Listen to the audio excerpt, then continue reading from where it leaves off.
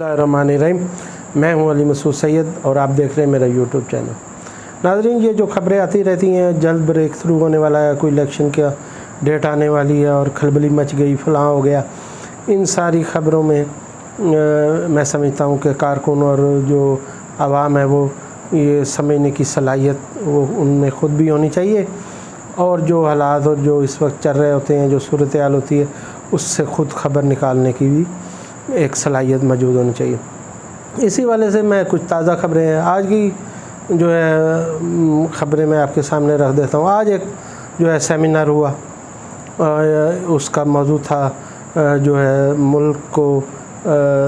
दरपेश हालात जो अदम इस्तेहकाम है और इससे पीछे रजीम चेंज हुई। ये किस्म का जो DGI-SPR ने कुछ दिन पहले जो साजिश को डिनाई किया था और उस हवाले से जो बयान दिया था उसका एक रद्द अमल भी है कि PTI और इमरान खान जो हैं वो इस मौक़िफ़ पे पूरी तरह खड़े हैं और उन्होंने आगे बढ़ के एक पूरा सेमिनार और उसका सारा मौजू यही था, ये बार बार दोहराया कि साजिश हुई है, बल्कि बहुत घिनौनी साजिश हुई है। और उसमें जितने मुकर्ररीन थे, जितने PTI की लीडरशिप थी, उन्होंने बातचीत की और मरहलावार सारा बताया कि किस तरह साजिश हो रही थी और क्या सारे हालात थे। और आखिर में इमरान खान ने जो तकरीर की और उस तकरीर का जो आखिरी फ़िक्रा था वो भी आपको हालात की तरफ से और ख़बर की तरफ और जो आने वाले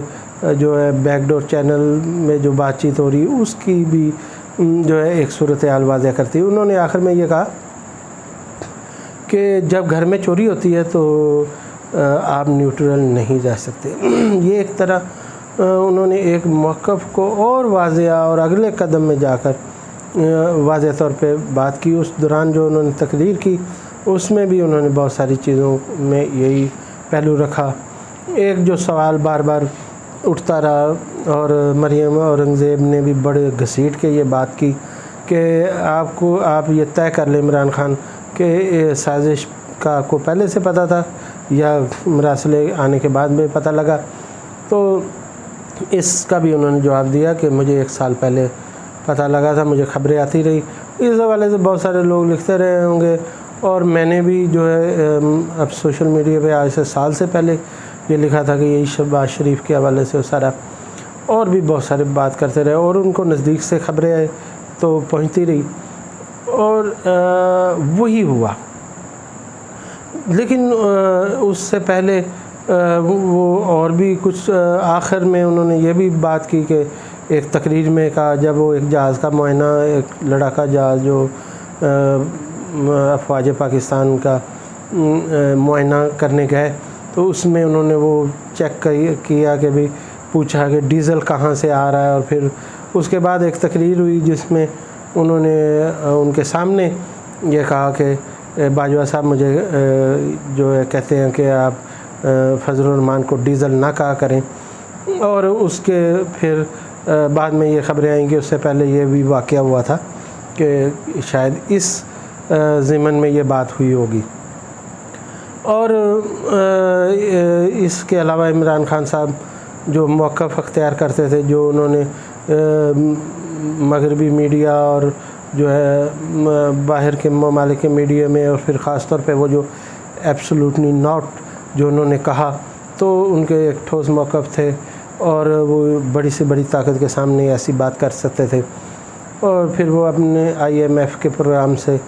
अपने अवाम को रिलीफ़ देने की तरफ से जो है वो एक किस्म का IMF के प्रोग्राम में होते हुए भी वो ये कोशिश करते रहे और रिलीफ़ देते रहे। जिस तरह की अब बमबारी हुई है, महंगाई हुई है, वो उन्होंने नहीं होने दी आखिरी वक्त तक और नए रास्ते तलाश कर रहे थे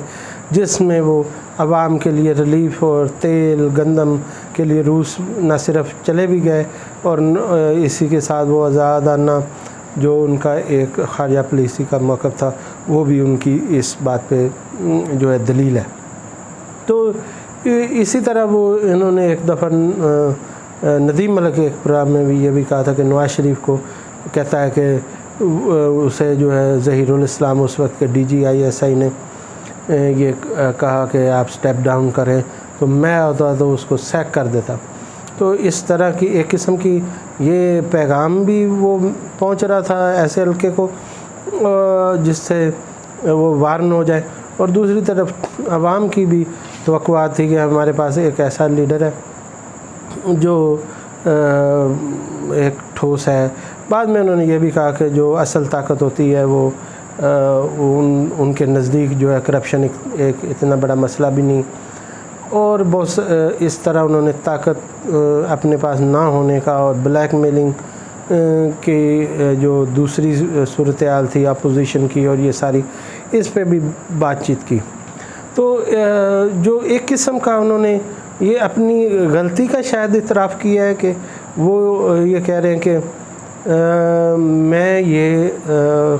جو ہے خیال بھی نہیں کر سکتا تھا، اطلاعات جو تھیں وہ میرے پاس تھیں، اور اس کے باوجود جو ایک راستہ بن رہا تھا وہ تو یہی تھا کہ شہباز شریف کے ذریعے ہی ایک راستہ بن سکتا ہے جو ان کی خاص صلاحیت ہے، اور وہ جو نواز شریف میں بھی نہیں، اور زرداری کو بھی وہ بھی نہیں آ سکتے ڈائریکٹ، اور اس طرح یہ جو صورتحال بن سکتی ہے یہ ایک شہباز شریف۔ تو شہباز شریف کے بارے میں وہ گمان بھی نہیں کر سکتے تھے، ان کے جو تقریر کا لب لباب ہے کہ وہ یہ خیال بھی نہیں کر سکتے تھے کہ ان کو بنایا جا سکتا ہے، جبکہ ان کے اوپر اتنے اوپن اور واضح کھلے کیسز ہیں، اور وہ بہت زیادہ جو ہے ان کی جو کرپشن ہے بڑی بھونڈے طریقے سے انہوں نے کہا کہ ہوئی۔ تو یہ بات انہوں نے یہ بھی بات نیوٹرل کو یہ بھی آج انہوں نے کہا کہ ایک دن میں نے یہ نیوٹرل کو بتایا کہ ان کے اوپر کس طرح کے کیسز ہیں،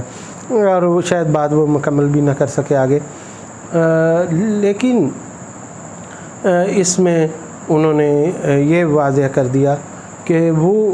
کیا موقف رکھتے ہیں۔ اور آج جو یہ سیمینار ہوا اس میں تمام مقررین نے، شوکت ترین نے جو ہے وہ سارے وہ پیش کیے حقائق کہ کس طرح جو ہے معاشی لحاظ سے ملک آگے جا رہا تھا، اور جو اب کیا صورتحال ہے وہ تو سب کے سامنے ہوگی، اور ہم نے بار بار یہ خبردار کرتے رہے کہ ملک اس صورتحال سے چلا جائے گا۔ اور اس میں جو چیز سامنے اور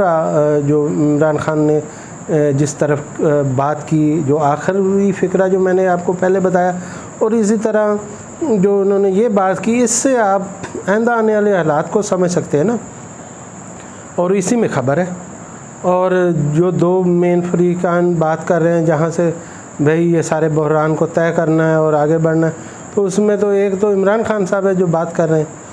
اور وہ دوسرے فریق کی بات کر رہے ہیں۔ تو اب دوسری وہ یہ بات کر رہے ہیں کہ الیکشن کمیشن کا بھی ان کو پتہ ہے کہ وہ کس طرح، اور شہزادی کس طرح وہ جو ایم این ایز بلا کے اور اپنے ایم پی ایز بلا کے وہ جو یہ آگے الیکشن میں دھاندلی کی وہ ساری بات ہو رہی ہے، اور لاہور میں جو میٹنگز ہو رہی ہیں۔ اسی طرح وہ ایک نواز شریف کے دور میں ایک بریگیڈیئر صاحب کا ماضی کا حوالہ بھی دے رہے تھے کہ کس طرح دھاندلی ہوئی۔ تو یہ ساری چیزیں وہ ان کے مد نظر ہے، اور دوسرے آپ حالات دیکھ لیں نا، کہ آپ یہ دیکھ لیں کہ اگر الیکشن کمیشن جو ہے جو